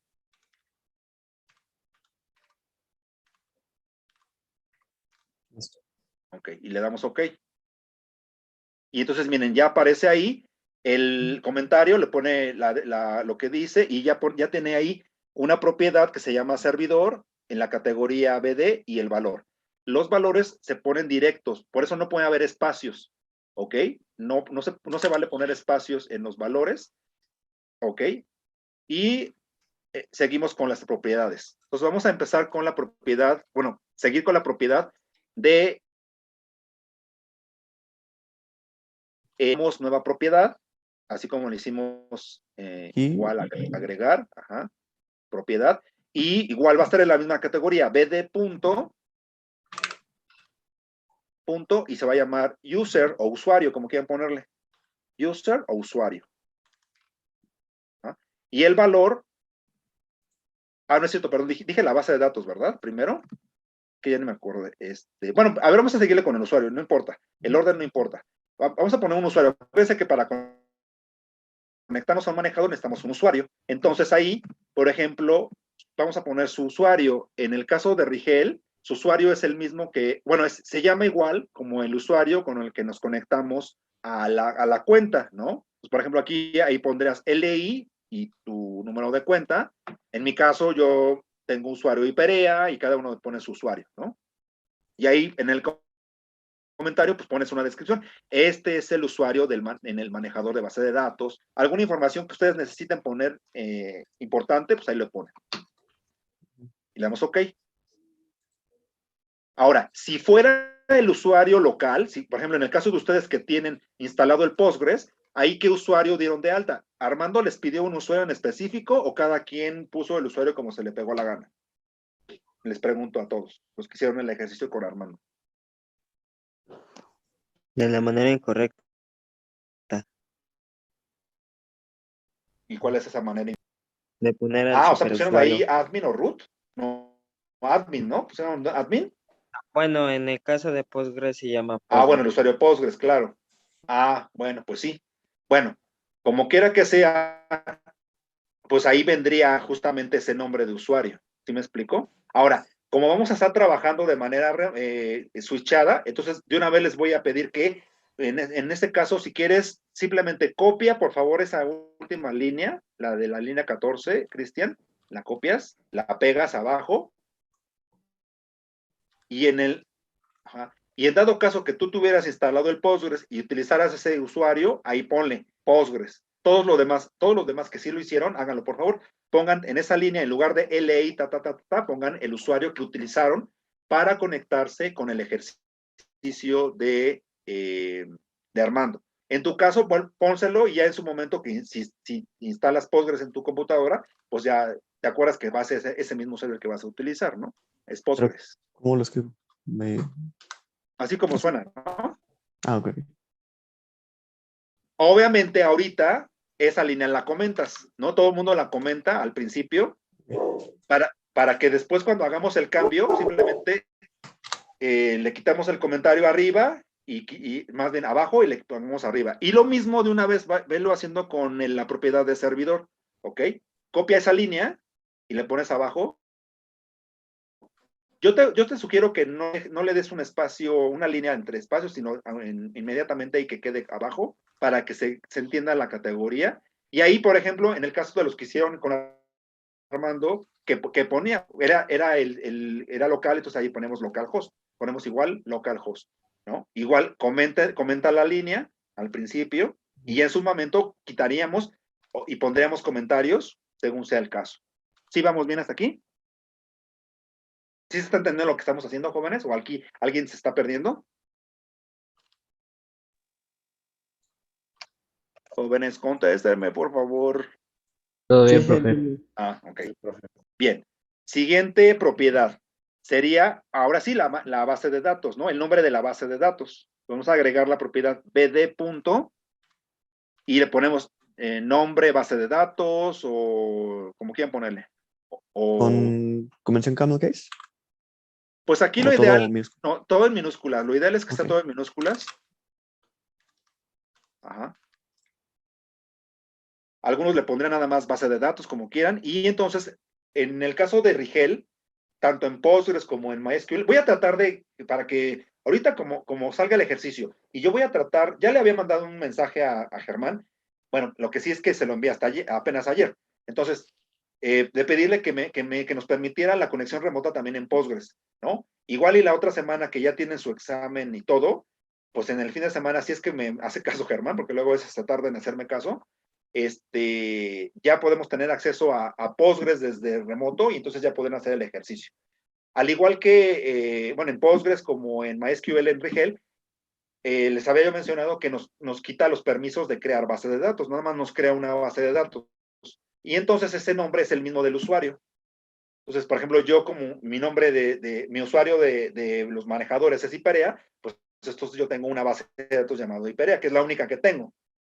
Pues cada uno de ustedes tiene una sola base de datos que se llama igual que su usuario. O sea, ahí en el valor le vas a poner LI, Este es el nombre de la base de datos, acuérdense, ¿no? Los que instalaron Postgres en su computadora, ¿cómo les pidió Armando que le llamaran a su base de datos? RDBMS 2021 o 2020, algo así. Creo que no Ok. es RDBMS. Bueno, en su caso, si quieren trabajarlo con su manejador local, pues van a tener que crear una nueva base de datos y ahí crear la tabla de alumno para poder hacer el ejercicio. Entonces yo les sugiero que los que vayan a trabajar también localmente, creen la base de datos y que se llame igual que su usuario para que no haya pierde, ¿no? Y ya le damos OK, por favor. Y ya tenemos nombre base de datos, ¿ok? Ya tenemos otra propiedad. Siguiente propiedad sería la contraseña, ¿no? La contraseña, tenemos contraseña, agregamos propiedad, bd.password, bd.contraseña, bueno, sin la ñ, o como quieran poner. Y ahí le pondrán la contraseña. Obviamente aquí, para efectos de que no queremos saber la contraseña que tienes tú, pues le pones cualquier cosa y ya después le cambias, ¿no? Pero los que no están compartiendo pantalla, es el momento de poner la contraseña. La contraseña para sus manejadores, tanto Postgres como MySQL en Rigel, es la misma con la que entran a la sesión. Salvo que ustedes la hayan cambiado, pero no creo que la hayan hecho, ¿no? Si la cambiaron directamente desde el navegador, entonces tienen que poner ahí la contraseña que cambiaron. Si no cambiaron nada, pues es la misma con la que entran a Rigel. ¿Ok? Enter. Entonces ya tenemos nombre de la base de datos, el usuario, la contraseña, el servidor, falta el puerto, entonces vamos a agregar otra propiedad que sería puerto, bd.puerto. ¿Ah? Y, por ejemplo, en el caso de que vamos a trabajar ahorita, bueno, de una vez vamos a dar de alta a los dos, el de Postgres y el de MySQL. En el caso de Postgres es el puerto 5432, si quieres ponerle directamente ahí, 5432.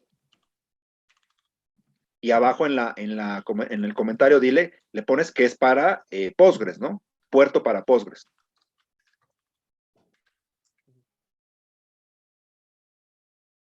¿Okay? Profe, por ejemplo, si en el Postgres local yo uso un puerto diferente. Bueno, pues obviamente ahí es donde le colocas el puerto. O sea, de hecho, justamente creo que ahí se entiende la importancia de tener este archivo, porque tú puedes cambiar a diestra y siniestra el puerto y nada más lo cambias aquí, no tienes que volver a compilar todo. Y de una vez pones el de MySQL, que sería el puerto 3306. Y evidentemente, si lo vas a hacer local, alguien lo va a hacer local y cambió el puerto, pues es el momento de ponerle ahí. Obviamente, comenta cualquiera de los dos, Cristian, ¿no? Al final de Sí, cuentas vamos a el de utilizar uno Postgres. nada más. Ok, muy bien. Y bueno, nos faltan dos propiedades, que eso lo podremos haber puesto directamente en código, pero también para hacerlo más personalizable, por eso decidí ponerlo en el archivo de propiedades. Vamos a poner el tipo de puenteo que vamos a trabajar para la conexión, ya sea para Postgres o para MySQL. Entonces agregamos una nueva propiedad que se llame bd. Y le vamos a poner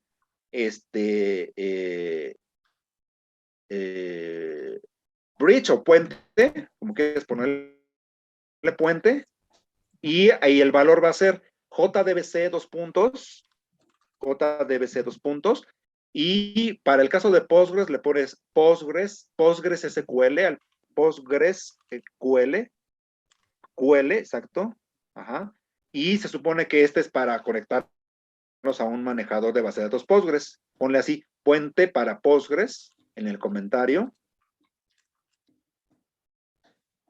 Y vamos a agregar la misma, bueno, copiamos la misma, pero ahora para MySQL. Y ahí en lugar de JDBC Postgres será JDBC MySQL.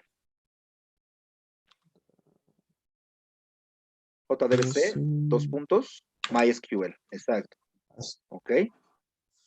Y entonces ya estaríamos ahí apagando, prendiendo la bandera que necesitemos. Si nos vamos a conectar a Postgres, pues nos vamos al puente de Postgres. Si vamos a conectarnos a MySQL, nos vamos a MySQL, ¿no? ¿Sí ven entonces las ventajas de tenerlo todo en un archivo de propiedades, jóvenes? Porque en todo caso, todo esto lo tendremos que tener en código y tendremos que estar compilando cada vez que nos estemos cambiando de manejador. Enter. Y ya finalmente, la última propiedad que vamos a agregar es el driver, justamente. Entonces ponemos db.driver o manejador o controlador, como quieres ponerle. Y el valor va a ser, para el caso de Postgres, va a ser org. todo en minúsculas, org.postgres SQL, Postgres SQL, driver, que es la clase, el driver va con D mayúscula porque es la clase. Y ahí en el comentario puedes poner, es el driver o el controlador para Postgres. Okay. Y copiamos después eso mismo y ahora le asignamos el valor para MySQL, ¿no? Que sería, en el caso de MySQL, sería com.com.mysql.jdbc.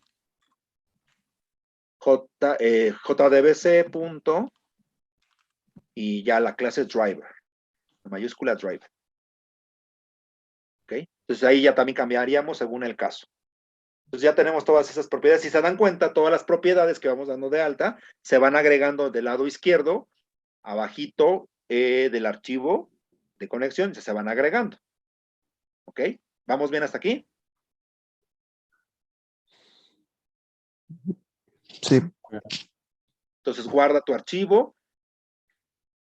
Lo guardamos, por favor, para que esté bien guardadito. Y ahora sí, nos vamos a ir a nuestra clase conexión, que fue la que hicimos primero, conexión, en el paquete BD. Ok. Y ahí es donde vamos a hacer toda la magia de la conexión. Bueno, la magia entre comillas, ¿no? De la conexión.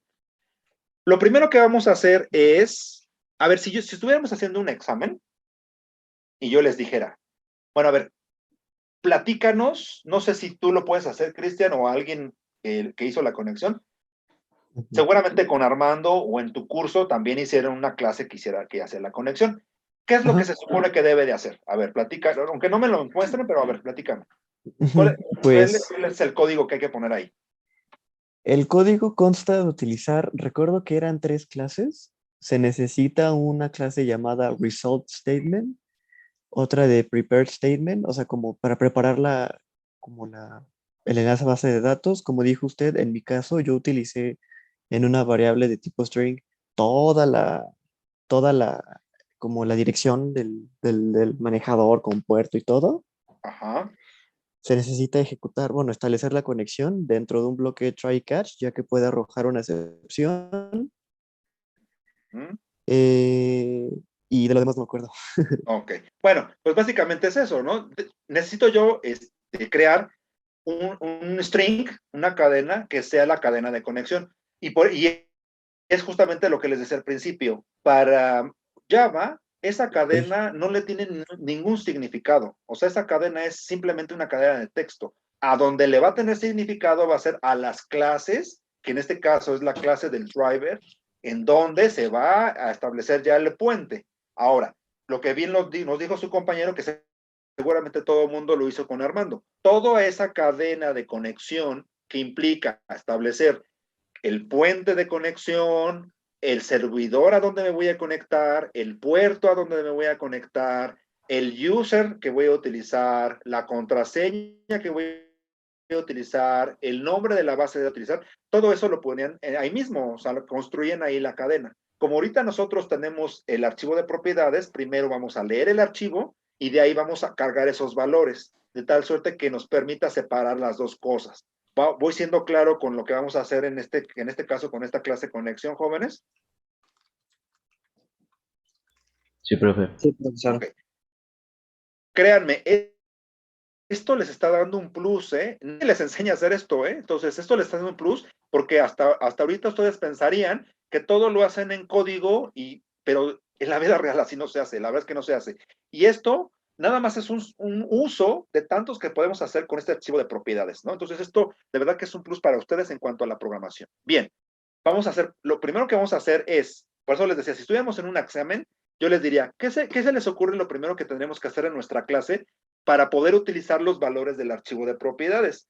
Bueno, pues lo primero que habrá que hacer es crear variables locales ahí que van a tomar o a donde se le van a asignar los valores del archivo de propiedades. Entonces vamos a empezar con, todos van a ser privadas, entonces ponemos private, por favor. todas van a ser string y vamos a poner que van a ser de alcance estático, private static string.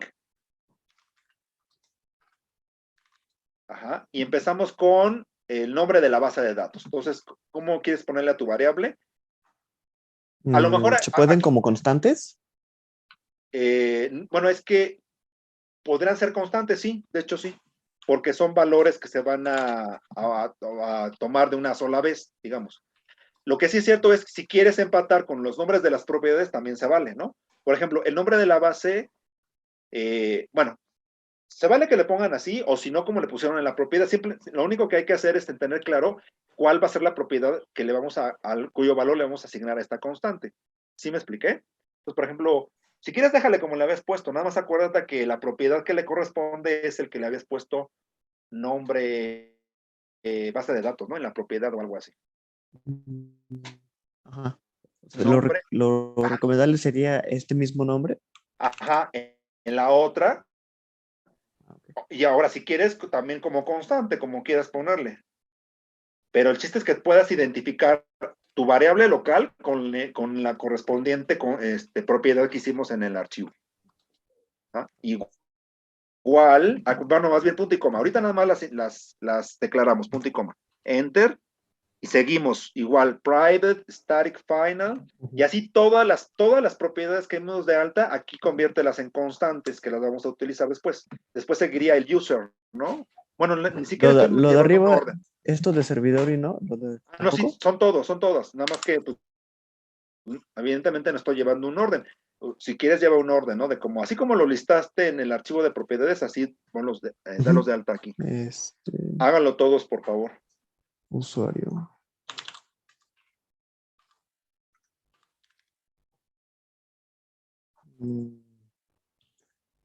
Igual, es igual el password, ¿no? Creo que sí se pone.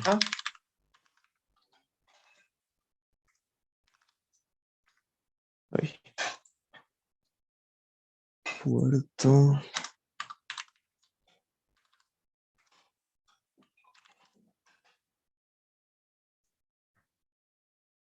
Puente. Y el drive.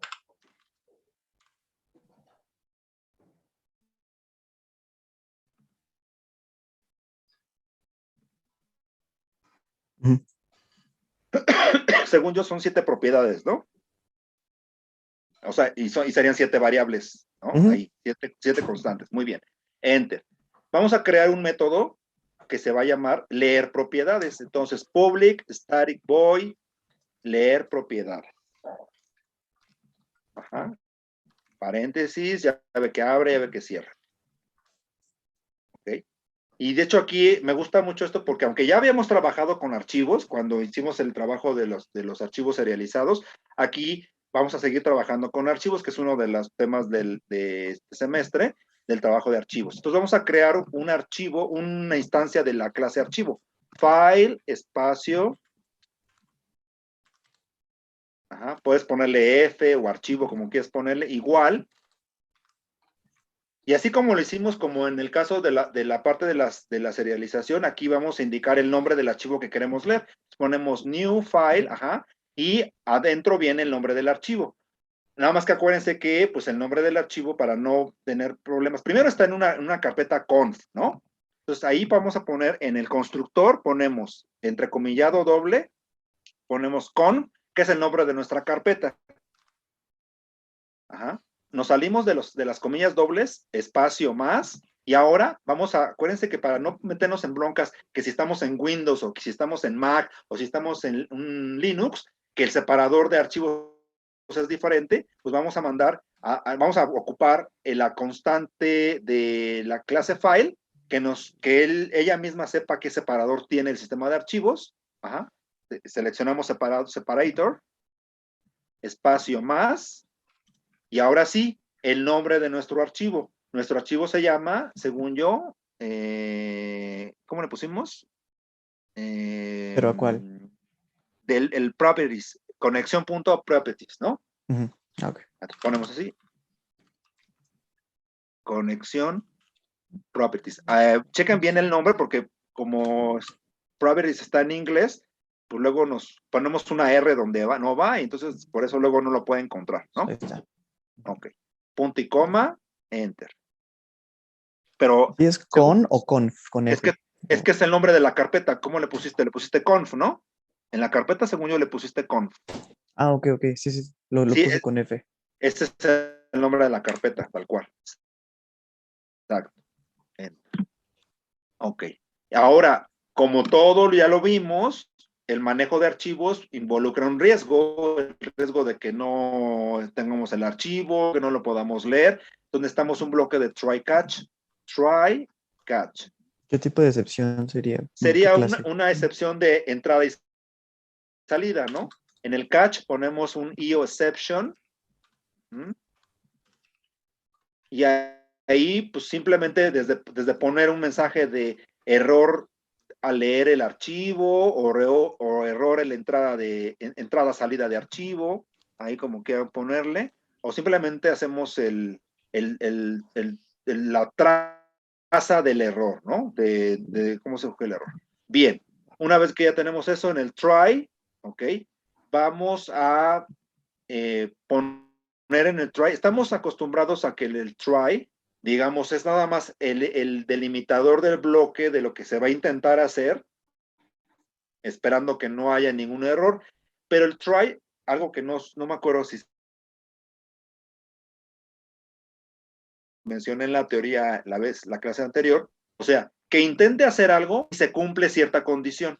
Una especie como de if, pero es un if mejor porque en este if, además de poner la condición, estamos diciendo cosa que en el if no podemos hacer. ¿Sí me expliqué?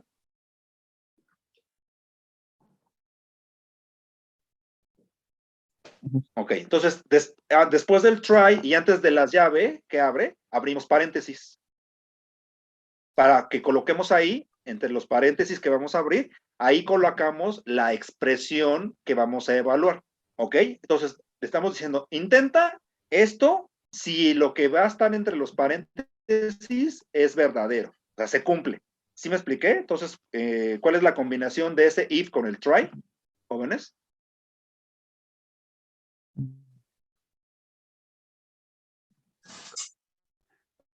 ¿Cómo que combinación? Pues sí, porque digamos que en el try estamos colocando una especie de condición. O sea, no es un if como tal porque estamos poniendo una condición o vamos a colocar aquí algo que se debe de cumplir.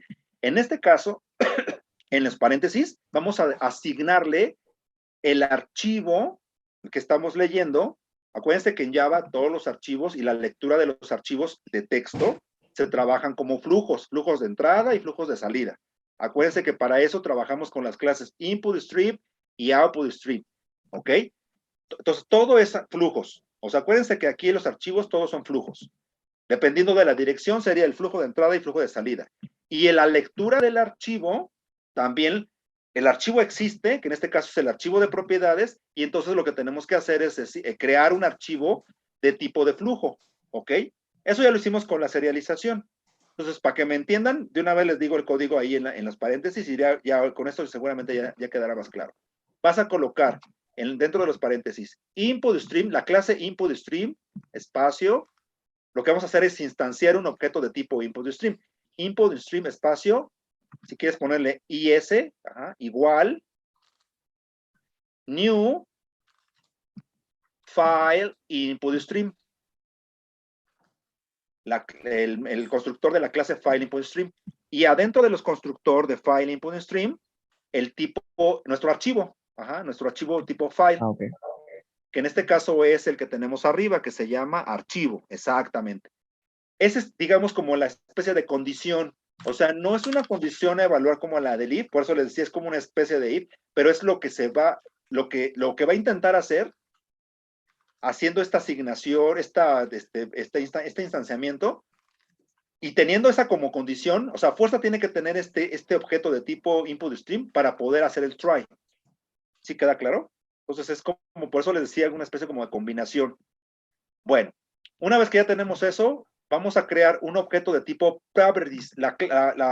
Hay una clase properties de Java. Entonces ponemos properties Ya dentro del bloque de try class. Ajá, exactamente, ya dentro del bloque. Si hay que importarla, la importan, por favor. Igual que las de arriba, evidentemente.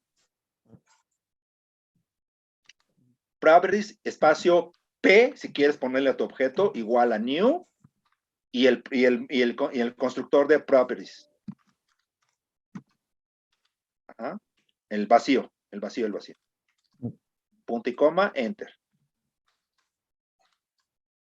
Ahora, vamos a decirle a que el objeto cargue lo del archivo propiedades. Entonces, para eso vamos a utilizar el método load. Entonces ponemos p.load, ajá, y como parámetro, como argumento, perdón, le vamos a pasar a nuestro objeto tipo input stream, que ahí es donde tiene todo el flujo del archivo ya leído, que es ¿cómo le pusiste? IS, ¿no? Exactamente, IS. Punto y coma. Y ahora, ya que lo estamos cargando, ahora sí vamos a empezar a asignar. Asignamos a nuestras constantes. Ponemos, la primera que pusiste, ¿cuál fue? ¿Servidor? Sí, nombre base de datos. Ok. Pues ponemos nombre base de datos igual, y asignamos y empezamos con, para leer la propiedad, que ya esa propiedad ya la tiene nuestro objeto P, ponemos P punto, no, es P, porque ya lo cargamos, y tenía el flujo, ya lo cargo en P, P punto get property, y ahí ponemos entrecomillado doble cómo se llama nuestra propiedad, que sería, pero acuérdate que está dentro de una categoría, que le pusimos... Cierto, BD punto... BD punto y ya el nombre tal cual, ¿no? Así como está escrito en el archivo de propiedades, así lo deben de poner. Punto y coma. Y así para todas. Así las 6 restantes. Pero como son finales, no se pueden, no se pueden accionar, así que tendré que quitarles, ¿no? El final. Es que no me había dado cuenta de eso. Es que cuando me dijiste que si las podías poner constantes, yo nada más me pensé que me estabas diciendo del nombre. No, pero sí, no son finales. Quítale el final. Sí, perdón, no me percaté que le habías puesto final. No va final ahí. Porque en todo caso, por eso te estaba marcando en rojo, porque ahí faltaba asignarle valores. Asignarle algo. Ajá. Sí, no son final. Nada más que sí las puedes poner como nombres de constantes, pero no son final. Ok. Entonces háganlo todo para el resto, por favor. Solamente asegúrense que el nombre de su propiedad sí esté bien escrito. No me digas que ya son la 1, híjole. Champlas. Bueno, termínale, por favor.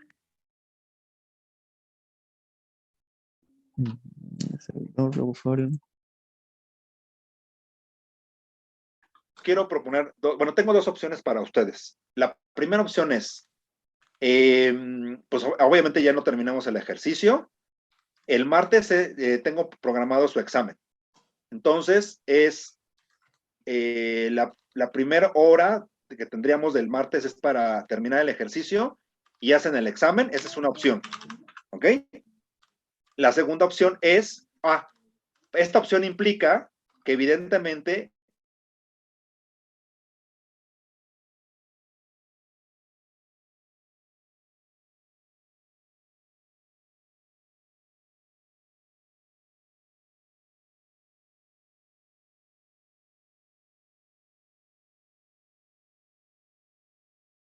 la opción 2 es que el martes nos terminemos el ejercicio, no nada más haciendo la inserción, sino también la consulta, o sea, que podamos hacer la consulta desde el manejador, ¿ok? Pero entonces no tendríamos examen, porque eso nos llevaría a las 2 horas. ¿Y eso qué implica? Que entonces, como calificación del segundo examen, tendría que ser que cada uno de ustedes me estaría enseñando por pantalla, capturada, compartida, que el ejercicio que estuviéramos haciendo esté trabajando sin ningún problema. Si hace el insert y la consulta bien, tienen 10. Si no lo hacen bien, entonces no tendrán 0 para la calificación del examen. Esas son las 2 opciones. ¿Cuál eligen? Porque ¿Se yo puede extender el examen? Es que el jueves tengo previsto para que ya les dé la calificación. Ahora, si ustedes me dicen, profe, entre todos decidimos que sí podemos hacer el examen hasta el jueves, pero entonces tendría que haber un momento para que yo les dé la calificación y no sé qué día tendría que ser, porque ya muchos para la siguiente semana tendrían intersemestral, entonces tendría que ser entonces el viernes, o sea, si, una tercera opción, según que tú me estás diciendo, es terminamos el martes todo el ejercicio hasta la consulta. El examen y solamente puro examen sería el jueves, ya no habría ninguna clase ni nada, sería el examen el jueves y el viernes yo les tendría que dar calificaciones. De las tres opciones, quiero que me digan cuál sería. ¿O quieren que les dejo que lo discutan y luego ya me dicen o que...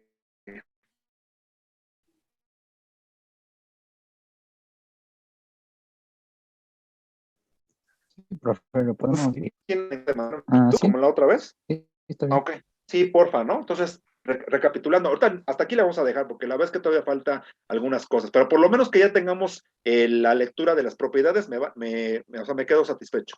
Entonces, opción A, martes, examen y ejercicio, pero hasta el insert, ¿no? Nada más insertar y hacemos examen y el jueves, opción B, el martes terminamos ejercicio con todo y consulta, el examen es hasta el no hacemos examen, pero para la calificación del examen me tienen que enseñar cada uno, me estaría compartiendo su pantalla para ver que funcione el ejercicio completo, ¿ok? Y ahí solamente hay dos calificaciones, 10 si funciona todo bien, 0 si no funciona, ¿ok? Opción B.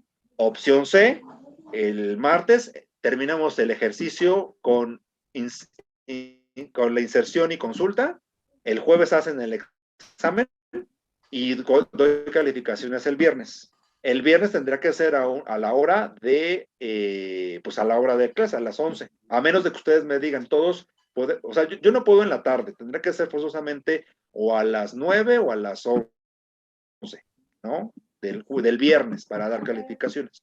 Son esas tres opciones y me dicen, por favor, lo más pronto posible cuándo sería, ¿sale? Profe, Bueno, una ¿cuál pregunta decidieron? de la Sí. opción B. Ajá. Es el martes terminamos el ejercicio del insert y exegeta y demostraremos la pantalla el jueves. No, ese mismo martes. ¿El mismo día? Ajá, ese Ok, mismo día. el mismo martes. Sí, yo les tengo que dar calificaciones. Para la opción B sería el jueves. O sea, la única opción que me retrasaría a darles calificación sería la 3. Pero forzosamente el martes, porque como se supone, ¿por qué sería el martes enseñarme la pantalla? Porque se supone que lo vamos a estar haciendo al mismo tiempo todos. O sea, al tiempo todos, si a quien esté en ese momento le sale, pues a todos le tendría que estar saliendo. Eso me atrevo a decir que en ese momento que terminamos, me enseñan pantalla y ya tienen la calificación. ¿Sí me explicó? Profe, pero, o sea que si por cualquier situación hay un error en una línea por escribir mal una letra, ¿eso ya tal cual es un cero? O sea, no hay ni siquiera una, te doy un minuto para que trates de resolverlo. Ah, bueno, Ya es piedad. bueno, no es que sin piedad, o sea, yo voy a empezar por orden alfabético. Entonces, ¿qué pasa? ¿No le salió? Entonces, me paso a la siguiente. Y hasta que termine yo en ese orden de revisar a todos, vuelvo a pasar, ¿no? Pero, pues evidentemente nada más sería una segunda vuelta para darles chance de que revisen dónde está el error. Pero no me puedo pasar toda la tarde esperando a que la corrijan. Entonces, ¿por qué? Porque se supone que si van siguiendo al pie de la letra lo que vamos haciendo, les debe de funcionar, ¿no? La única atenuante por la cual yo les podría dar más chance y a lo mejor podría pensar en que mejor hasta el jueves, es que la persona que lo esté yo coachando, por ejemplo, en tu caso, vamos a suponer que ahorita ya hubiéramos terminado el ejercicio, ya lo corramos y todo, y a pesar de que yo te estuviera coachando y según yo estoy viendo que todo está bien, no te jalara, entonces digo, sí, entonces sabes qué, no, hay que revisarlo, ¿no? Como luego nos ha pasado. Pero pues eso es como que la excepción, la mayoría de las veces sí a todos les ha corrido, ¿no? O sea, en el caso de Emiliano, creo que fue la única vez que también no funcionó, pero eso fue por el orden en que había puesto su variable. Pero en general, cada vez que yo los coacheo, jala. prácticamente el 99% de las veces. Entonces, confío en que en este caso sí le va a jalar al que esté ahí, en ese momento le va a jalar y con eso ya garantiza que todos tendrán que jalar, ¿no? Pero si es así, pues entonces ya diría, no, pues hay que revisarlo. Pero pues revisan las opciones, o bueno, no sé si alguien tenga una cuarta, si tienen una cuarta me dicen, sobre todo porque yo estoy en esa disposición, porque pues ya ven que no acabamos, entonces por eso tengo esa disposición de escuchar si quieren otra oferta, otra propuesta de que, porque bueno, como que entendí que un poco Emiliano decía, a lo mejor una cuarta sería, terminamos el ejercicio el martes completo, nos da chance de que nos jale y el jueves se lo enseñamos para no hacer examen. Pero si eso sería, entonces a fuerza el viernes tendremos que vernos para la calificación final. Eso sería una cuarta también. No sé si eso también les puede funcionar. O sea, la cuarta sería el tomar la clase, acabar aquí bien, pero el jueves vernos ya con el proyecto, bueno, sí, con el proyecto ya funcionando bien y que funcionen las consultas y ahí ya sí sería el darnos 10 Así o 0. es. Si es que no quieren hacer el examen teórico práctico, que es el que siempre hacemos, ¿no? El que donde prenden la cámara y todo esto, que sería para las primeras opciones, las primeras 2 opciones. Es que un ejercicio como este, pues no implica gran cosa, o sea, pues, no es que sea radical, o como dijiste, sin piedad de 10 o 0, o sea, pues es que les tiene que jalar porque el código yo se los estoy dando, se los estoy explicando y no tendría por qué no correr, porque sobre todo les daría chance de que lo hagan, tanto para Rigel o para su, ¿cómo se llama? Su instalación local. Entonces ahí, que no me acepta la conexión remota. Bueno, pues es en tu computadora. Entonces, no tendría que haber ningún motivo por el cual no se tenga que hacer, ¿no? O que jale. Y la cuarta sería, bueno, tienen martes, miércoles para poder revisar lo que se tenga que revisar para que el jueves jale sin ningún problema y ya me lo presenten bien. Pero ustedes decidan. Pero si quieren, no ahorita, o sea, ya lo hacen entre ustedes, ¿no? Sí, Supongo. profe, le mando un mensaje al rato. Va. Entonces, pues le dejamos hasta aquí, jóvenes. ¿Vale? ¿Dudas, comentarios, alguna otra pregunta? ¿No? Bueno, nos vemos. Cuídense. Gracias, profe. Hasta luego. Gracias, profe. Profe. Hasta luego. Gracias. Igual.